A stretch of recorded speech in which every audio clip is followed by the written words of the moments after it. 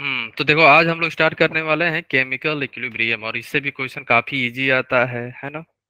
ठीक है, और ये भी बहुत इजी चैप्टर है, तो टेंशन मत लो। जिसको लग रहा होगा केमिकल इक्विलिब्रियम बहुत टफ है, ये है वो है ना, आज के बाद एकदम इजी हो जाएगा, है ना। 2-3 लेक्चर के बाद आपको एकदम सबसे इजी चैप्टर लगेगा, है ना। जैसे स्ट्रक्चर ऑफ एटम इजी लगा है, same to same chemical equilibrium भी लगेगा, है ना।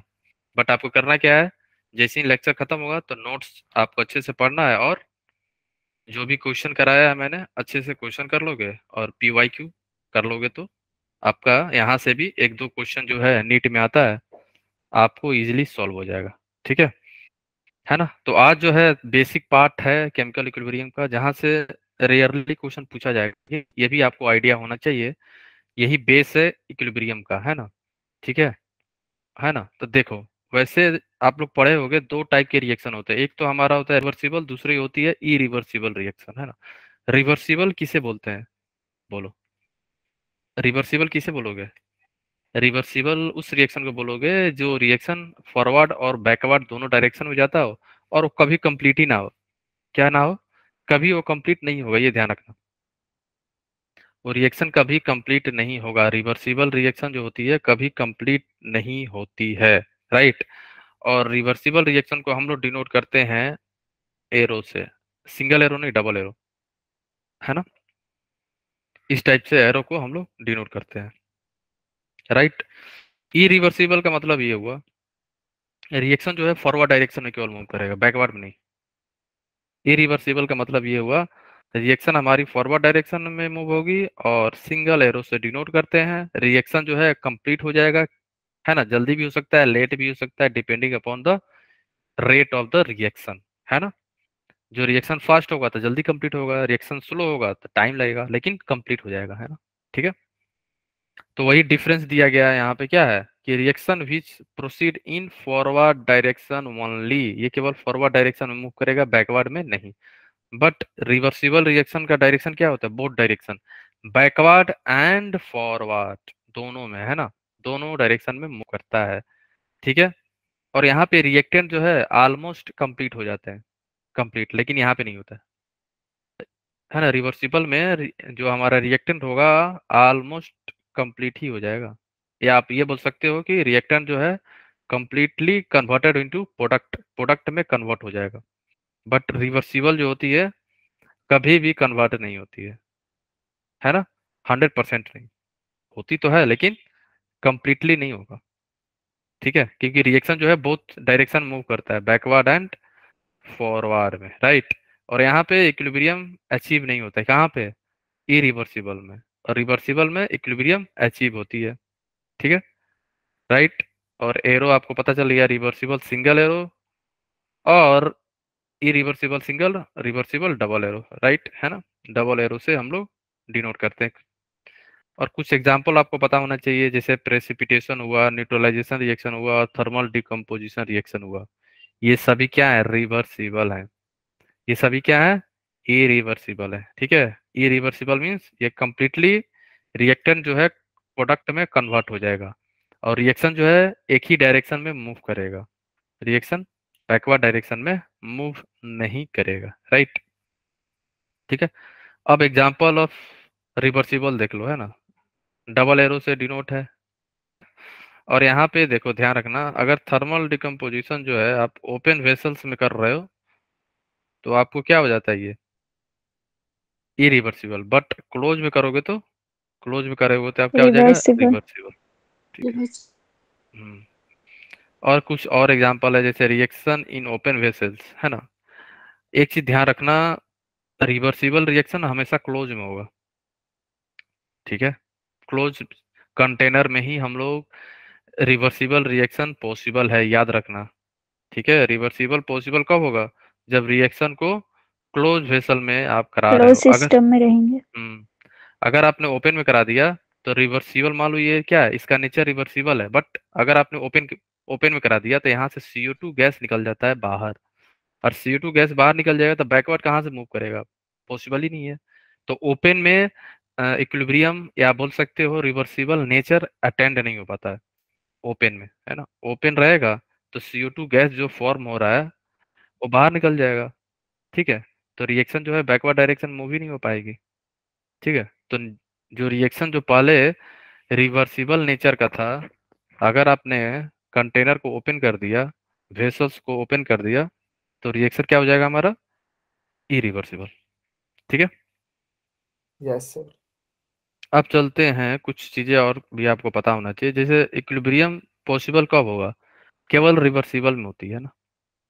ठीक है। रिवर्सिबल में ही इक्विलिब्रियम एग्जिस्ट करता है।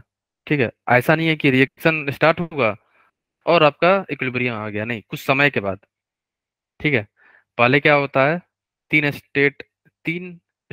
स्टेज भी दिया गया है, जैसे फर्स्ट है हमारा ए, देखो ए में क्या है, एट द फर्स्ट क्या होगा, जब आप रिएक्शन स्टार्ट हो रहा है तो रेट ऑफ फॉरवर्ड फास्ट होगा। क्यों? क्योंकि इनिशियली क्या होगा, प्रोडक्ट तो होंगे नहीं, समझ रहे हो आप, जैसे आर से पी जा रहा है।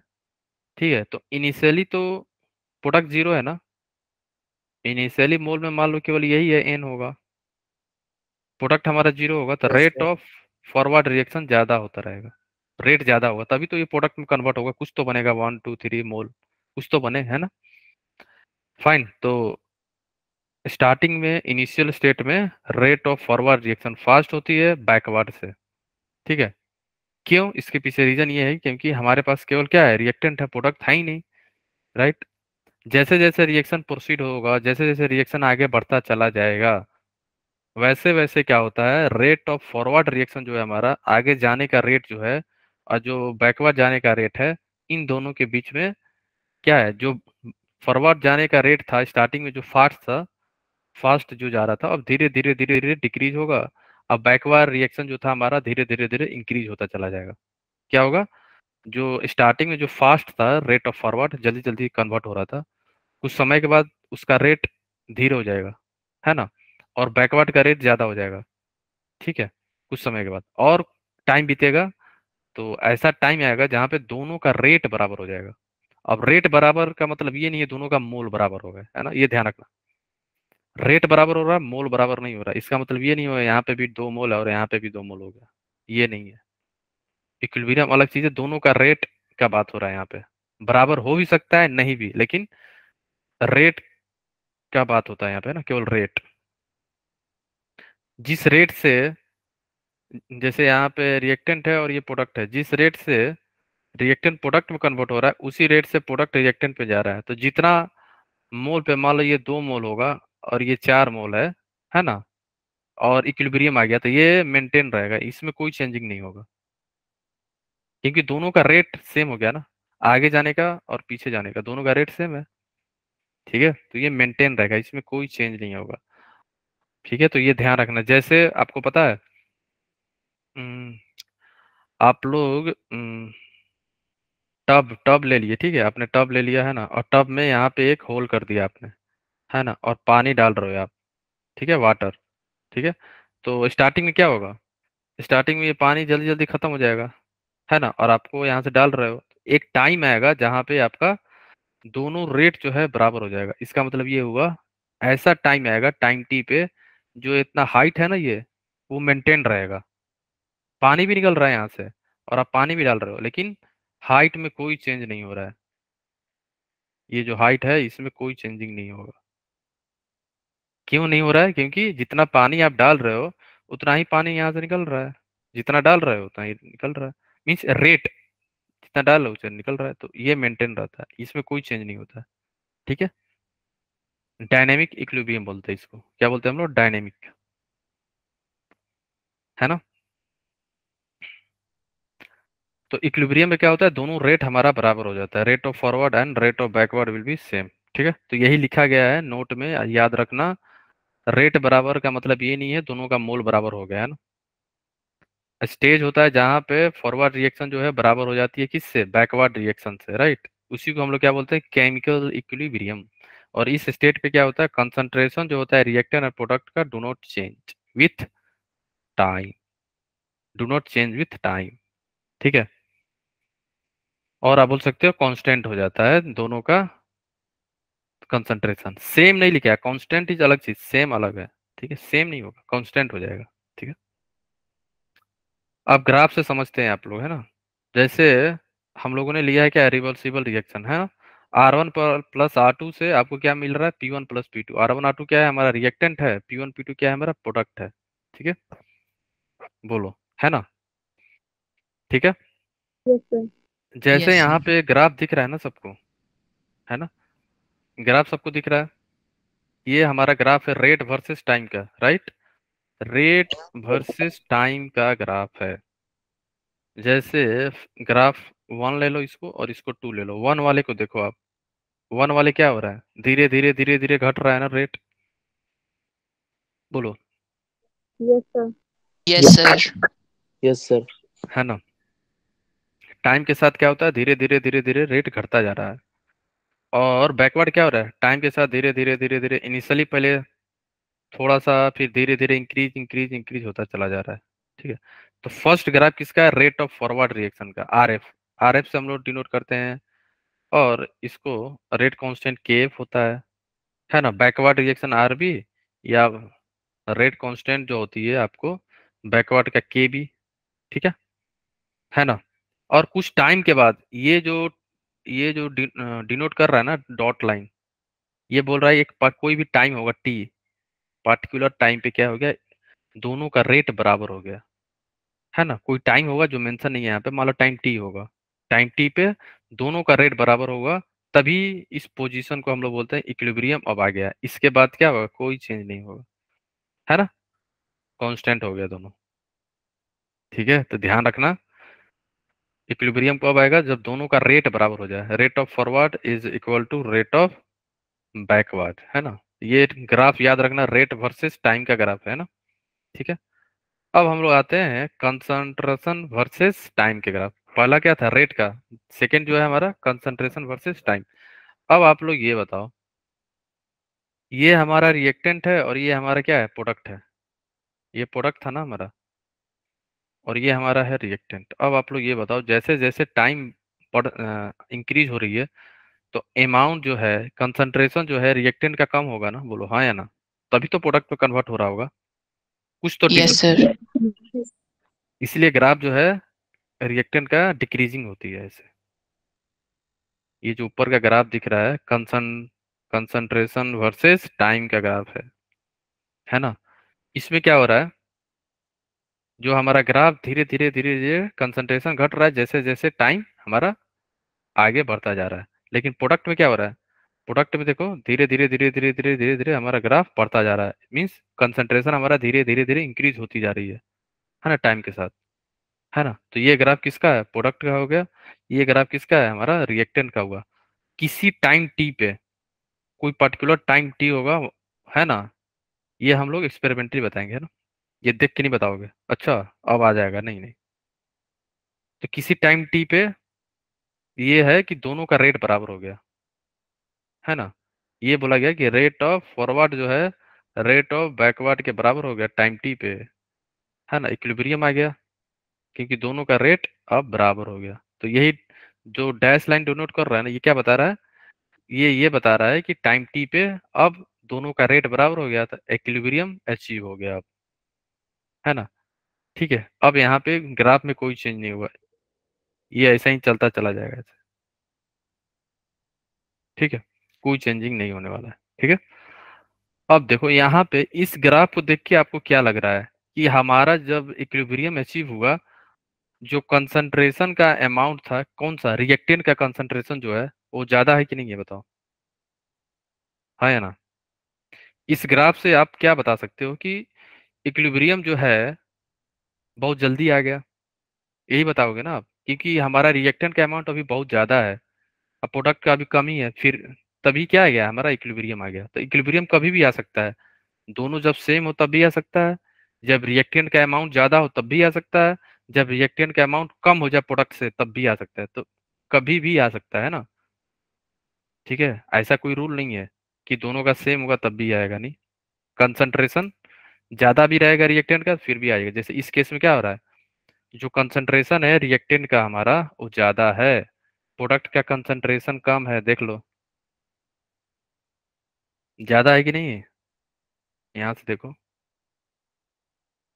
देखो यहाँ पे कंसंट्रेशन है ये रिएक्टेंट का, और ये देखो यहाँ पे कौन सा ज्यादा है, कंसंट्रेशन किसका ज्यादा है? रिएक्टेंट का। रिएक्टेंट का, और ये हमारा क्या है, प्रोडक्ट। हाँ, तक इक्विलिब्रियम कभी भी आ सकता है ना, ये डिपेंडिंग अपॉन द रिएक्शन। ऐसा कोई जनरलाइज मत बना लेना ब्रेन में कि नहीं नहीं, यहाँ पे तो जो है रिएक्टेंट जो है ज्यादा है तभी आ रहा है इक्विलिब्रियम, और हर केस में ऐसा होगा नहीं। ठीक है, एक दो केस और देखेंगे जहाँ पे क्या होगा, रिएक्टेंट कम हो जाएगा, प्रोडक्ट का कंसंट्रेशन ज्यादा हो जाएगा।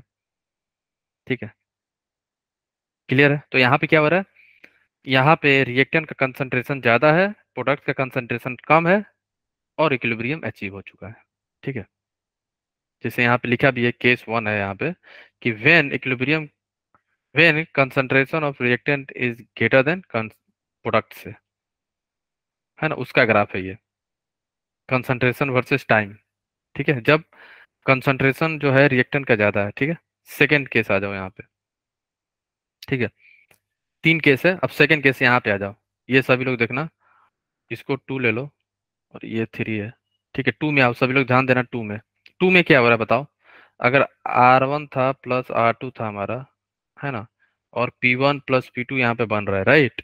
बोलो हाँ या ना, है ना? अब आप लोग ये बताओ, यहाँ पे इक्विलिब्रियम जब आया, मान लो कोई टाइम टी होगा यहाँ पे, टाइम टी पे इक्विलिब्रियम आ गया, इस टाइम पे क्या लग रहा है, दोनों का कंसंट्रेशन बराबर हो गया कि नहीं, हाँ या ना? हो गई बराबर। Yes sir. बराबर यहाँ पे हम इक्वल। लोग क्या बोल सकते हैं, तो कंसंट्रेशन ऑफ रिएक्टेंट जो है बराबर हो गया किससे, product. Concentration of product. Product. तो इसका मतलब ये नहीं कि हर जगह यही होगा। ठीक है, तो ये भी हो सकता है, पॉसिबिलिटी है। थर्ड केस में आ जाओ, यहाँ पे आओ, थर्ड में आना सब लोग। यहाँ पे देखो, ये दोनों ग्राफ जो है कट कर रहा है, तो यहाँ पे क्या होता है, यहाँ पे कंसंट्रेशन दोनों का बराबर है, प्रोडक्ट और रिएक्टेंट का बराबर है, बट ये इक्विलिब्रियम नहीं है। ठीक है, इक्विलिब्रियम कब आया, यहाँ पे जाके आया, कोई टी होगा टाइम, टाइम टी पे आया, और यहाँ पे क्या है, यहाँ पे कंसंट्रेशन ऑफ प्रोडक्ट की प्रोडक्ट ज्यादा कंसंट्रेशन ज्यादा है। ज्यादा हो गई। समझ गए ना? तो तीन केस है, ध्यान रखना, इस पे ग्राफ से क्वेश्चन पूछा जाता है। डायरेक्ट ये पूछेगा कि ये बताओ कौन है किसका ग्राफ, प्रोडक्ट का कौन है, रिएक्टेंट का कौन है ना? समझ गए ना आप? तो हमेशा ध्यान रखना, रिएक्टेंट का ग्राफ हमेशा डिक्रीजिंग होगा, ऐसे ही होगा। ठीक है, अब प्रोडक्ट हमेशा इंक्रीजिंग होगा, ऐसे ही मूव करेगा, देख लो, देखना सबका, प्रोडक्ट का हमेशा ग्राफ देखो ना, इंक्रीजिंग होगा। देख लो यहाँ पे, कोई सा भी कंडीशन कंडीशन हो, प्रोडक्ट जो है जीरो से ही बढ़ेगा ना, पहले तो जीरो होगा, ये क्या है हमारा, जीरो है, जीरो से ही ना इंक्रीज होता चला जाएगा धीरे धीरे। और रिएक्टेंट कोई पर्टिकुलर कंसंट्रेशन पे होगा, वहां से वो डिक्रीज होता जाएगा हमेशा, है ना? तो नेचर ध्यान रखना, रिएक्टेंट का हमेशा डिक्रीजिंग होगा, प्रोडक्ट का हमेशा इंक्रीजिंग ग्राफ होती है। ठीक है, यहाँ पे केस भी लिखा हुआ है, यहाँ पे क्या है, दोनों का कंसंट्रेशन बराबर हो गया, और यहाँ पे प्रोडक्ट का कंसंट्रेशन ज्यादा है। ठीक है, क्लियर है? बोलो, यस आगे चले सर। हम लोग। यस और सर। ये हमेशा ध्यान रखने की बात है, ऑलवेज रिमेम्बर वाला चीज है ना, भूलना नहीं है। ठीक है, क्या है कि इक्विलिब्रियम क्या होती है, जहाँ पे रेट बराबर हो जाए दोनों का, और इसका मतलब ये नहीं है कि आप बोल दो कंसंट्रेशन बराबर हो गया, हो भी सकता है, नहीं भी हो सकता है ना? ठीक है, हो भी सकता है, नहीं भी हो सकता है। ठीक है, और हम लोग देख भी लिए, तीन तीन केस था, एक दो तीन केस। ठीक है, तीन केस देखे ना हम लोग। ठीक है, चलो, है ना? तो नेक्स्ट चीज, आप लोग को यहाँ पे इस टाइप के क्वेश्चन पूछा जाता है कि आपको ग्राफ दे देगा और बोलेगा कि ये बताओ रिएक्टेंट का कौन सा है, प्रोडक्ट का कौन सा है, या ग्राफ देके ये बोलेगा कि आपको ये बताना है कौन, ये जो ग्राफ है किसको रिप्रेजेंट कर रहा है, इक्वेशन को। ठीक है, अब आप लोग ये बताओ, दोनों देखना, ए और बी, यहाँ पे इक्विलिब्रियम कहाँ पे होता है, हमेशा क्लोज कंटेनर होना चाहिए। ठीक है, और equilibrium can be establish from any direction, है ना, रिएक्शन में भी स्टार्टेड फ्रॉम प्रोडक्ट और रिएक्टेंट, कहीं से भी हो सकता है ना? अब आप लोग ये बताओ, ए में ध्यान से बताओ आप लोग, ए में रिएक्टेंट कौन सा है, प्रोडक्ट कौन सा है, ये बताओ ए में, इसमें बताओ रिएक्टेंट कौन सा है, प्रोडक्ट कौन सा है, बोलो। प्रोडक्ट NH3 है। प्रोडक्ट NH3 है, रिएक्टेंट कौन सा है? सर दोनों H2 और N2 और N2 2 N2। इसमें आ जाओ। रिएक्टेंट है MH3 और प्रोडक्ट है H2 और N2। ठीक है, समझ गए ना आप लोग ग्राफ? Yes sir. और किसी टाइम Yes, टी sir. पे इक्विलिब्रियम अचीव हुआ है ना। ठीक है, ये क्यों बताया, इस पे क्वेश्चन पूछा गया है। ठीक है ना।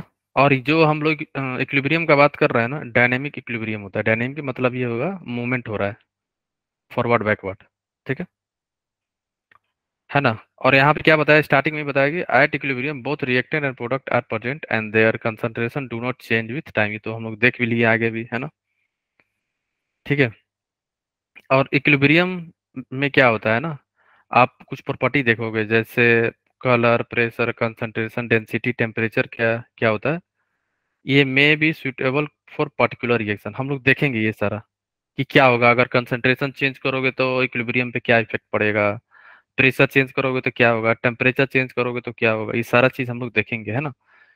ठीक है ना। ये इंपॉर्टेंट है, ली चैटलियर में आएगा ये सारा। प्रेशर चेंज करने से क्या होगा, कंसंट्रेशन चेंज करने से क्या होगा, टेम्परेचर चेंज करने से क्या होगा, है ना। इनर्ट गैस यूज करोगे तो क्या होगा, ये सारा चीज हम लोग आगे देखेंगे, है ना। ठीक है। और एक चीज और ध्यान रखना, जैसे हम लोग कैटलिस्ट यूज करते हैं ना, कैटलिस्ट याद रखना, इस पे क्वेश्चन पूछा गया है प्रीवियस ईयर में। कैटलिस्ट जो है ना, इक्विलिब्रियम को रेट जो है चेंज नहीं करता है। एक बार इक्विलिब्रियम अप्रोच हो गया उसको चेंज नहीं करता है। क्यों? इसका रीजन ये है ना, जो कैटलिस्ट है ना, दोनों रेट को चेंज कर देता है, फॉरवर्ड का भी और बैकवर्ड का भी। जब दोनों को चेंज कर रहा है तो दोनों एक दूसरे को क्या करेंगे, कैंसिल आउट कर देंगे ना फिर। तो ये चेंज नहीं करता है ना, कैटलिस्ट चेंज करता है दोनों रेट को, ये याद रखना, इस पे क्वेश्चन पूछा गया था, है ना। It changes the rate of forward and backward, दोनों दोनों को रेट चेंज करता है ये। इसलिए इक्विलिब्रियम पे कोई चेंज नहीं होता है। इक्विलिब्रियम जो स्टेट है जहाँ पे आया हुआ है उस पे कोई डिस्टरबेंस नहीं करता है। क्यों? इसके पीछे रीजन है क्योंकि दोनों रेट को चेंज कर दिया तो दोनों एक दूसरे को कैंसिल आउट कर रहे होंगे, है ना। ओवरऑल तो मेंटेन रहेगा ना इक्विलिब्रियम। ठीक है।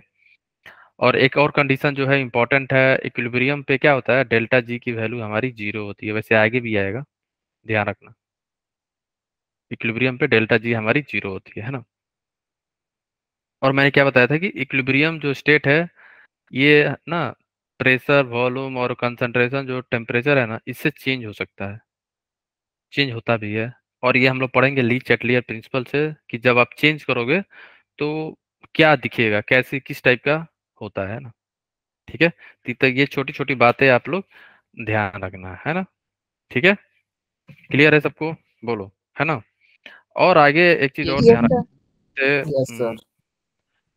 क्वेश्चन जो आपसे पूछा जाता है ली चैटलियर पे पूछा जाएगा, है ना, उस पे ज्यादा पूछा जाता है। तो वहां पे हम लोग और डिटेल में आएगा ये, है ना, कल या परसों आ जाएगा, है ना। अब आ जाओ, जैसे ये क्वेश्चन है आपके सामने दिख रहा है ना, तो थोड़ा सा जूम इन कर दे रहा हूँ। हाँ, ये बताओ आंसर कौन सा होगा, जल्दी जल्दी फास्ट। सी होगा, है ना, सी ऑप्शन, सी। सी। ए हमारा क्या है, Yes, प्रोडक्ट है। sir. तो यहाँ पे देख लेते हैं ये प्रोडक्ट है कि नहीं, एक मिनट। हाँ, ए प्रोडक्ट है, ठीक है। ये दोनों क्या है, हमारा रिएक्टेंट, ये भी हमारा रिएक्टेंट, तो आंसर क्या हो जाएगा, सी। सी। इसमें किसी को डाउट है? No sir. ठीक है। No, sir. अब देखो एक्टिव मास के बारे में, देखो एक्टिव मास का डिफिनीशन बस ध्यान रखना, उतना ज्यादा इंपॉर्टेंट नहीं है। Important in the sense of definition नहीं, important in the sense of किसका एक्टिव मास 1 होता है। और एक्टिव मास को हम लोग किस में, किस टर्म में डिनोट करते हैं, कंसंट्रेशन के टर्म, जैसे मोल पर लीटर में, है ना। या गैस होता है तो प्रेशर के टर्म में, है ना, बार या एटीएम, है ना। इसी को हम लोग क्या बोलते हैं, एक्टिव मास, है ना। और एक्टिव मास का जो हम लोग कैसे डिनोट करते हैं, स्क्वायर ब्रैकेट के फॉर्म में, है ना, ये ध्यान रखना, है ना, बस। ठीक है। इंपॉर्टेंट क्या है, अब यहाँ से इंपॉर्टेंस ये है, ये आपको पता होना चाहिए। सॉल्यूशन मोल पर लीटर में हम लोग करते हैं, गैस दिया है तो पार्शियल प्रेशर के टर्म में, प्योर सॉलिड प्योर लिक्विड का एक्टिव मास जो होता है 1 होता है ना। तो कहीं पे भी अगर रिएक्शन में सॉलिड लिखा हो, जैसे CaCO3 लिखा रहेगा है ना सॉलिड, तो इसका हम लोग लेते नहीं है, 1 हो जाता है ये पूरा 1। जैसे वाटर है केवल, H2O लिक्विड है प्रोडक्ट साइड में, तो इसका हो जाएगा 1। इसको लिखने से कोई फायदा है भी नहीं है ना, इसका कंसंट्रेशन आप कंसीडर भी नहीं करोगे फिर भी काम चलेगा, कोई फर्क नहीं पड़ने वाला है ना। ठीक है, तो ये ध्यान रखना, प्योर सॉलिड और लिक्विड का एक्टिव मास जो है 1 होता है, ये इंपॉर्टेंट है, ध्यान रखना है ना। ठीक है, अब हम लोग आते हैं यूजिंग द मास एक्शन, है ना। हम लोग फॉर्मूला डेराइव करने वाले हैं, कौन सा फॉर्मूला? केसी का, है ना, इक्विलिब्रियम कांस्टेंट का, कंसंट्रेशन के टर्म में और प्रेशर के टर्म में। ठीक है, देखो रेट ऑफ फॉरवर्ड रिएक्शन ये आप लोग पढ़े हुए कहाँ पे बताओ, इस टाइप का इक्वेशन कहाँ पे पढ़े हुए बताओ? Chemical yes, kinetics. काइनेटिक्स में। केमिकल, हम्म, केमिकल काइनेटिक्स में पढ़े हो ना, और वहां पे भी हम लोगों ने एक्टिव मास का डिफिनीशन मैंने बताया था, है ना। Concentration of reactant to the power of its coefficient. तो कंसंट्रेशन ऑफ रिएक्टेंट क्या है? जब आप रेट ऑफ फॉरवर्ड रिएक्शन लिख रहे हो, तो रेट ऑफ फॉरवर्ड रिएक्शन में क्या क्या है हमारा रिएक्टेंट, ए एंड बी है, और इसका कोफिशिएंट क्या है, ए और बी है, small a and small b, है ना। तो आर एफ जो होता है हमारा directly proportional to concentration of A to the power of its coefficient, है ना। तो बी क्या हो जाएगा, उसका कोफिशिएंट। तो यही जब डायरेक्टली प्रोपोर्शनल हटाते हैं तो कांस्टेंट यूज करते हैं, तो यही कांस्टेंट क्या है हमारा, केएफ है, रेट ऑफ इक्विलिब्रियम, ये कांस्टेंट है ना, rate constant, forward rate constant है, A to the power a और b to the power small b. Similarly backward के लिए हो गया, राइट, है ना। बैकवर्ड के लिए भी आप लिख सकते हो, है ना, सी और डी के फॉर्म में, है ना। इक्विलिब्रियम में क्या मैंने बताया था, दोनों का रेट बराबर होता है, फॉरवर्ड और बैकवर्ड दोनों रेट हमारी बराबर होती है, तो दोनों को बराबर कर दो यहाँ पे, है ना। जैसे ही आपने दोनों को बराबर किया ना, उसके बाद क्या करना रहता है, देखो, के एफ बाई के B is equal to concentration of C to the power C, concentration of D to the power D divided by concentration A to the power A, concentration B to the power B। याद आया, है ना? Yes sir. ठीक है, तो के F upon के B is equal to, ये याद रखना, कभी कभी इस पे क्वेश्चन पूछा जाता है ना, ये भी ध्यान रखना, ऐसे लिखते हैं ना, ये पूरा जो लिखा है यहाँ पे, है ना। ठीक है ना, के एफ अपॉन के बी, के एफ अपॉन के बी को भी हम लोग क्या बोल देंगे यहाँ पे, केसी बोलने वाला है, केसी या के इक्विलिब्रियम।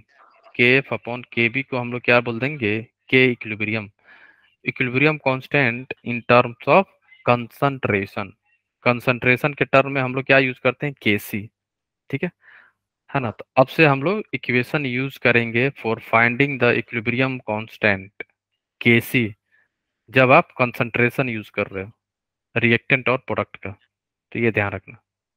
ठीक है, ठीक है, क्लियर है ना। Yes sir. केसी क्या है, के एफ अपॉन के बी, ये ध्यान रखना, क्योंकि क्या होता है ना, कभी कभी के एफ और के बी दे देगा, वहां पे केसी नहीं देगा, फिर मत बोलना सर आपने तो बताया नहीं था केसी कैसे नहीं, देखो यहाँ पे लिखा हुआ है। ठीक है, चलो, केसी क्या है हमारा, equilibrium constant in term of concentration, fine, तो ध्यान रखना है ना। तो कंसंट्रेशन किसके फॉर्म में लेंगे, मोल पर लीटर, मोलारिटी क्या है, मोल्स पर लीटर। ठीक है, तो ये ध्यान रखना है ना, क्लियर है। अब आपको यहाँ पे केसी लिखना है सबका, तो सबका केसी क्या लिखोगे, फर्स्ट का बताओ क्या लिखे हमें, केसी कैसे लिखोगी सर, फर्स्ट का बताना। लिखने से पहले मेक श्योर करना एक बैलेंस है कि नहीं, ठीक है। ऐसा नहीं है कि आपको एकदम रिएक्शन लिख दिए सर और बैलेंस आपने, है। बैलेंस है ना, ठीक है। तो क्या लिखे हम लोग, बोलो, डिनोमिनेटर में क्या लिखे, न्यूमरेटर में क्या लिखे?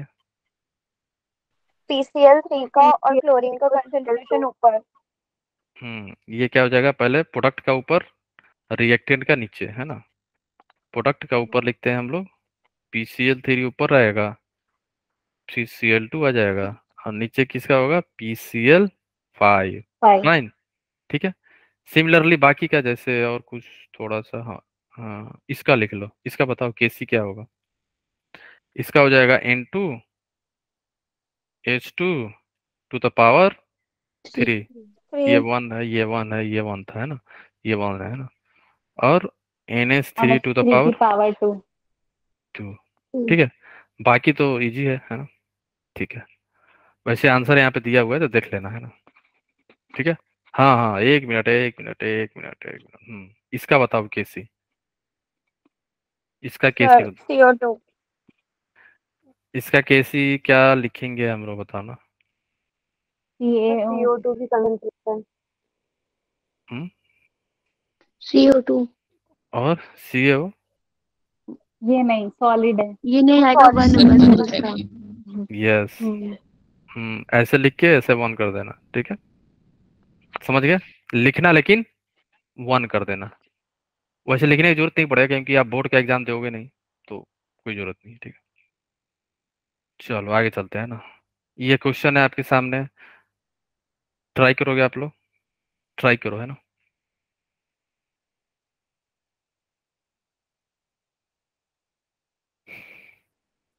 सभी लोग अच्छे से ट्राई करो। ये हमारा क्वेश्चन काफी इंपॉर्टेंट है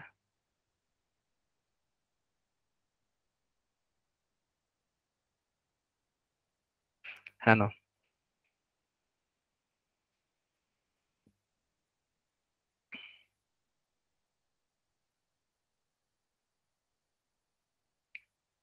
देखो यहाँ पे दिया गया है 1 मोल, दोनों एकक मोल है। ठीक है। कब? इनिशियली टाइम टी के बाद डिसोसिएट हो जाता है ना। Yes sir. 1 मिनट टाइम है, सभी लोग ट्राई करना, है ना।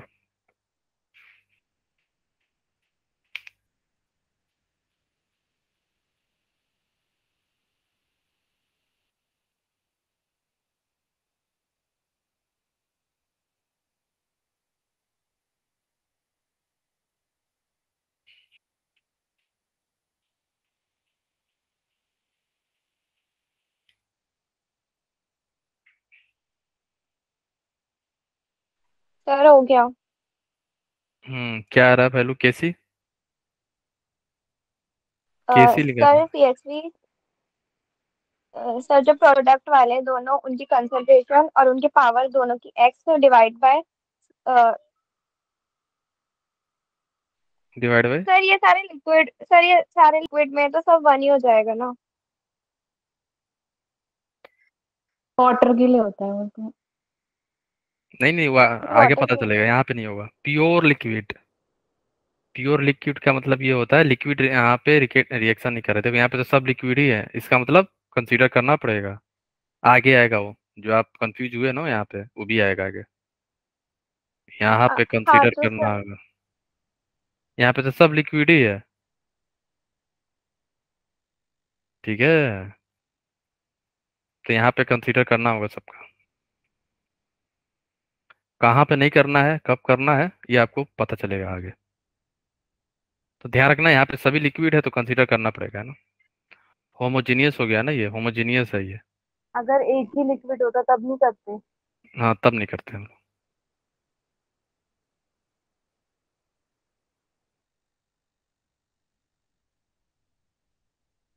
ठीक है।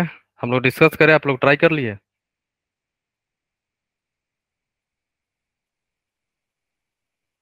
x² तो सही आ रहा है, ऊपर का तो सही आ रहा है, आप लोग नीचे का,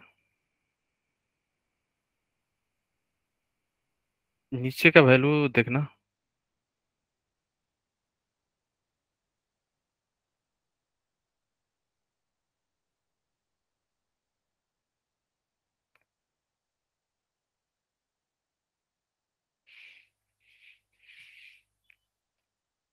साहिबा क्लियर हो गया ना, एक्टिव मास।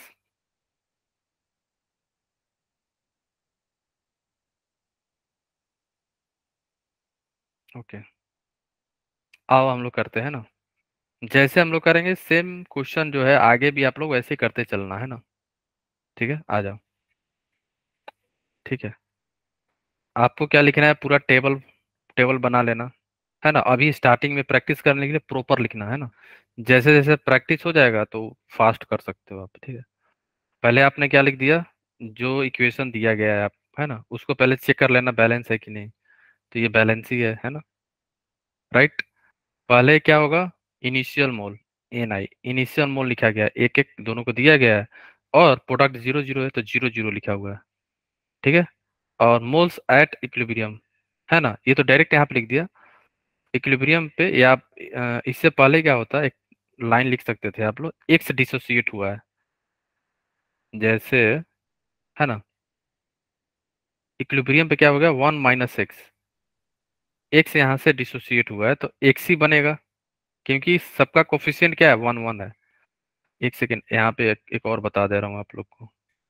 जैसे 1 था ना इनिशियली, तो मान लो कि टाइम टी है, इक्विलिब्रियम ना, या ध्यान रखो अभी आप लोग, क्या रखो, टाइम टी पे। ठीक है, टी लिख लो, टाइम टी पे क्या हुआ, एक्स डिसोसिएट हुआ, तो 1 minus x into stoichiometric coefficient 1 है। ठीक है, या आप कर सकते हो ये चीज, क्या, आगे बताएंगे, है ना, आगे एक चीज आप लोग को बताना है, वहीं पे बताएंगे, है ना। अभी के लिए क्या लिखा, कोफिशिएंट से कर लो, है ना, 1 है तो ये 1 होगा, यहाँ पे भी 1 है तो आपने कर दिया। ठीक है, क्योंकि यहाँ पे भी 1 है तो इंटू 1 कर सकते हो, यहाँ पे भी 1 है इंटू 1। ठीक है, 2 रहता तो 2 आ जाता है यहाँ पे, है ना, फाइन। या आपको क्या करना होता है, जो डिग्री ऑफ डिसोसिएशन होता है ना, ये पर मोल के लिए होता है, एक मोल के लिए होता है, तो इसलिए कुछ चीजें जो है आपको नेक्स्ट क्लास में पता चलेगा कि इसको यहाँ पे हम लोग कोई टच कुछ भी ना डिस्टर्ब नहीं करते हैं। जैसे यहाँ पे कुछ भी है ना, बैलेंस मान लो 2 भी रहता, देखो ध्यान सुन लो, कुछ आइडिया दे देते हैं यहाँ पे भी। जैसे 2 है तो 2 से, है ना, तो जैसे 2 रहता तो यहाँ पे 2 हो जाता, 2x, और यहाँ पे 1 होता तो इंटू 1 हो जाता, है ना, एक्स के फॉर्म में। जब अल्फा यूज करोगे ना, तो अल्फा हमेशा 1 मोल के लिए होता है ना, तो वो हमेशा एक ही रिएक्टेंट दिया रहता है मोस्टली, तो ध्यान रखना है ना। तो 2x हो जाएगा, ये 1 हो जाएगा, अगर यहाँ पे 3 होता तो इंटू 3 कर लेते, और यहाँ पे 4 होता तो इंटू 4 कर लेते, है ना, यही बताना था मुझे, है ना। और ये नेक्स्ट क्लास में भी आएगा, तो ध्यान रखना है ना। ठीक है, तो यहाँ पे सारा हर जगह कोफिशिएंट हमारा 1 1 है, इसलिए इंटू 1 हुआ है ना, ध्यान रखना, इंटू 1। ठीक है, ये तो हो गया हमारा मोल, ये मोल था, राइट, ये तो हमारा क्या था, मोल, ये तो मोल आ गया। मोल को हम लोगों ने क्या किया, वॉल्यूम से डिवाइड कर दिया, वॉल्यूम भी था यहाँ पे तो वॉल्यूम से सब में डिवाइड कर दिया, तो ये सारी क्या आ गई, कंसंट्रेशन होगी सबकी। अब ये सबकी क्या हो गई, कंसंट्रेशन होगी। अब केसी लिखा मैंने, प्रोडक्ट का डिवाइड बाई रिएक्टेंट का, है ना, कोफिशिएंट 1 1 है सबका, है ना। ठीक है, तो एक्स बाई भी इंटू एक्स बाई भी डिवाइड बाई, ये कितना हो गया, 1 माइनस एक्स बाई भी इंटू 1 माइनस एक्स बाई भी, भी कैंसिल आउट हो गया, तो x square upon 1 minus x into 1 minus x, ये क्या हो जाएगा, x square upon 1 minus x का होल होल स्क्वायर। स्क्वायर। और बाद ना नेक्स्ट क्लास में ये ना हम लोग ये भी देखेंगे कब हम लोग एक्स को इग्नोर करते हैं। ठीक है, जब एक्स जो है हमारा बहुत कम हो जाए, बहुत ज्यादा कम हो जाए 1 से, तो यहाँ पे हम लोग इग्नोर कर देते हैं, डायरेक्ट क्या आ जाएगा, एक्स स्क्वायर, ये कंडीशन होगा तब। ठीक है, ठीक है, ओके, है ना। तो ठीक है, इसमें किसी को डाउट तो नहीं है ना, कैसे हम लोग इनिशियल मोल लिखेंगे, फिर टाइम टी पे डिसोसिएट हुआ है, या इक्विलिब्रियम पे भी बोल सकते हैं हम लोग, है ना। उसके बाद ये मोल हो गया, वॉल्यूम दिया हुआ था तो वॉल्यूम से डिवाइड करना, याद रखना है ना, भूलना मत जाना, है ना, वॉल्यूम से डिवाइड करना रहता है। क्योंकि हम लोग, अगर यहाँ पे वॉल्यूम भी ना हो के 1 हो जाता, लेकिन आप लोग का ना हमेशा वॉल्यूम लिखना है, ठीक है, आप लोग लिखना, नहीं तो फिर वहां पे क्या करोगे ना, जल्दी जल्दी में आप वॉल्यूम से डिवाइड नहीं करोगे, तो फिर दिक्कत हो जाएगा। आप हमेशा अप्रोच रखना कि वॉल्यूम से डिवाइड करना है, अगर वॉल्यूम दिया है तो। ये बाद में जाके आपको आइडिया मिल जाएगा कि कब आपको कंसीडर करना है, कब नहीं। ठीक है, अभी क्या स्टार्टिंग है ना, तो आप वॉल्यूम लिखना, जैसे ही 5 6 क्वेश्चन सॉल्व करोगे ना, तो आपको आइडिया लग जाएगा कि यहाँ पे वॉल्यूम लिखने की जरूरत भी नहीं थी, क्यों, वॉल्यूम वॉल्यूम कैंसिल आउट हो जाता। ठीक है, ये कब पता चलेगा आपको, जैसे 5 6 क्वेश्चन कर लोगे ना, तो आपको आइडिया लग जाएगा। ठीक है, क्लियर है ना। Yes sir. नेक्स्ट जो है हमारा केपी। केपी देख लेते हैं और बाकी हम लोग नेक्स्ट क्लास में स्टार्ट करेंगे, है ना। केपी केवल देख लेते हैं। देखो केपी किसके लिए यूज होता था? पी है प्रेशर के लिए, है ना। प्रेशर के लिए हम लोग यूज करते हैं केपी। जब जब हम लोग इक्विलिब्रियम जो कांस्टेंट है ना, इक्विलिब्रियम जो हम लिखेंगे एक्सप्रेशन, अगर हम प्रेशर के टर्म में लिखते हैं तो उसे हम लोग केपी बोलते हैं। इन टर्म ऑफ पार्शियल प्रेशर के टर्म में लिखोगे तो उसके लिए हम लोग केपी यूज करेंगे। क्या? केपी। ठीक है। जैसे इक्वेशन दिया गया है ना। पीसी क्या है? Partial pressure of C to the power of its coefficient into partial pressure of D to the power of its coefficient. ये गैस में रहेगा, है ना, ध्यान रखना। गैस का ही हम लोग प्रेशर निकाल सकते हैं ना, पार्शियल प्रेशर। ठीक है। A and B. नीचे जो है partial pressure of A into partial pressure of B. ठीक है। P A, P B, yes sir. P C, P D क्या है हमारा? Respective partial pressure of gas A B C D, है ना। केपी क्या है? Equilibrium constant in term of partial pressure, right. ठीक है। और पार्शियल प्रेशर क्या होता है ये बताना। फॉर्मूला याद है ना? पार्शियल प्रेशर कैसे निकालते हो आप लोग? बोलो। पार्शियल प्रेशर का फॉर्मूला बताना। Mole sir pressure of mole fraction into P total, total pressure, ये फॉर्मूला होता है, याद रखना है ना। Mole fraction into total pressure. ठीक है, फाइन, है ना। और सेकेंड चीज क्या है? रिलेशनशिप बिटवीन केपी एंड केसी। ठीक है। वैसे प्रूव उतना ज्यादा इंपॉर्टेंट नहीं है। प्रूव वैसे यहाँ पे दिया गया है, देख लेना। लेकिन हमारे लिए इंपॉर्टेंट ये है, KP equal to K C R T to the power delta N G. यहाँ पे आर जो होगा आप यूज करना 1/12। ठीक है। KP equal to K C R T to the power delta N G. Delta N जी क्या है? सब्ट्रैक्ट करना रहता है किसको? प्रोडक्ट का माइनस रिएक्टेंट का गैसियस मोल केवल। ठीक है, ध्यान रखना, केवल gaseous mole, only gaseous mole. It is very very important और इस पे क्वेश्चन पूछा गया है बहुत बार, बहुत बार पूछा गया है। तो ये बहुत ज्यादा इंपॉर्टेंट है। डेल्टा एन जी याद रखना क्या होता है? सम करेंगे प्रोडक्ट का, गैसियस होना चाहिए, गैसियस, माइनस सम किसका? ये भी गैसियस होना चाहिए। ठीक है। किसका? ये रिएक्टेंट का है, ये हमारा प्रोडक्ट का है। तो ये इंपॉर्टेंट है फॉर्मूला दोनों। ठीक है, ध्यान रखना है ना। Kp equal to K C R T to the power delta N G. ठीक है। सब्ट्रैक्ट करते हैं product minus reactant of gaseous substance, जो भी रिएक्ट हो रहे हैं, जो प्रोडक्ट में हो या रिएक्टेंट में हो गैसियस के फॉर्म में, है ना, उन्हीं को केवल हम लोग कंसीडर करते हैं ना। ठीक है। ये फॉर्मूला याद रखना, भूलना नहीं, है ना। R1/12 यूज करेंगे हम लोग यहाँ पे, है ना। जैसे यहाँ पे क्वेश्चन दिया गया है ना, एग्जाम्पल है। तो डेल्टा एन जी क्या हो जाएगा इसका, बताओ। इसका डेल्टा एन जी क्या होगा? बोलो। डेल्टा एन जी क्या था? Sum of the product of sum of the moles of gaseous product, gaseous product minus gaseous reactant. तो गैसियस प्रोडक्ट क्या है? केवल एक ही है ना, 1। कोफिशिएंट लेते हैं 1, प्लस ये तो सॉलिड है 0, नहीं लेते हैं ना, माइनस ये सॉलिड है तो 0। तो डेल्टा एन जी क्या आ जाएगा हमारा? Delta N G is 1। 1। ठीक है। तो के P equal to K C to the power 1। ठीक है।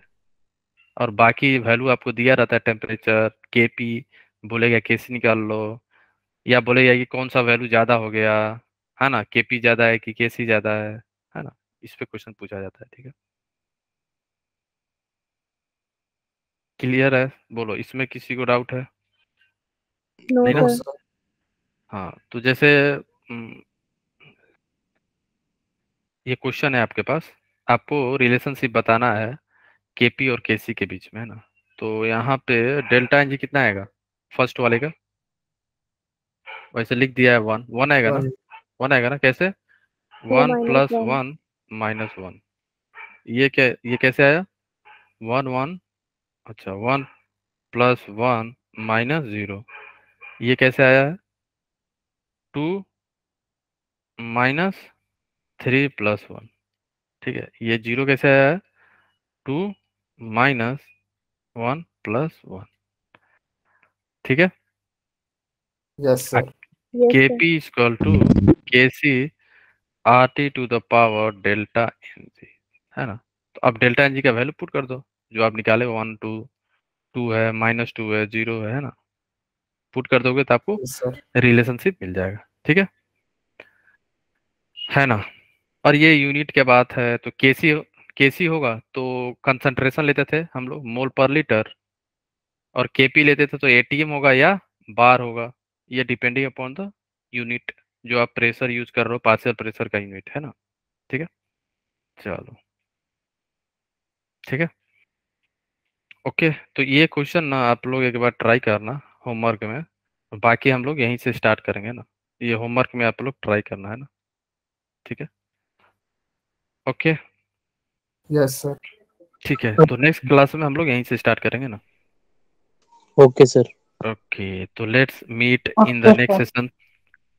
ओके, ठीक है, मिलते हैं ओके नेक्स्ट सेशन सर, में, तब तक के लिए okay, bye bye bye, sir. Take care and keep learning and keep smiling.